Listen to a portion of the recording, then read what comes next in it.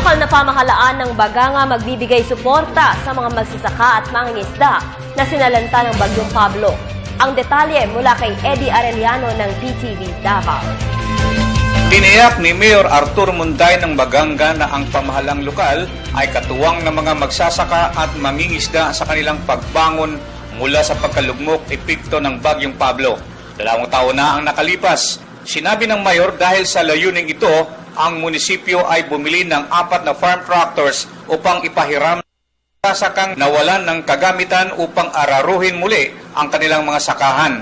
Ang sektor na mangingisda naman ay nabibiyayaan naman nang ibinigay sa kanila ang mga motorized pump boats kapalit ng mga nasira nilang mga bangka. Nakapangisda na rin ng mga tao dahil may mga na sila, business, mga bangka.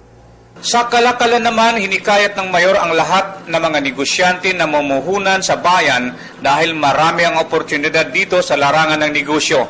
Inimbita din niya ang mga negosyante sa ibang panig ng bansa na puntahan ang bayan at magnegosyo dito.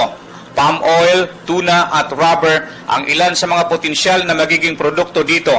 Ang bayan ay potensyal sa mga negosyo dahil mayroon na itong airport, pantalan at nakasemento na ang highway na nag-uugnay nito sa Mati City, Tagum City at Davao City sa Kanluran at Bislig City naman sa Hilagang Silangan.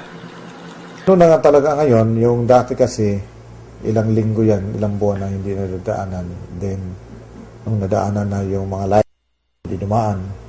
Pero ngayon, sa ngayon wala ng limit. Nakakadaan na lahat.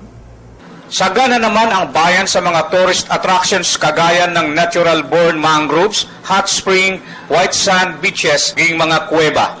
Yung potential for tourism talaga, yung pambato talaga sana namin yung mangrove. So, na-destroy siya noong panahon ng Pablo. Nasira yung yung puno.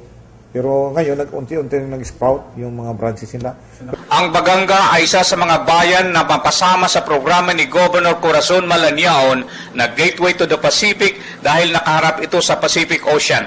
Para sa Telebisyon ng Bayan, kasama si Julius Masayon, Eddie Arellano.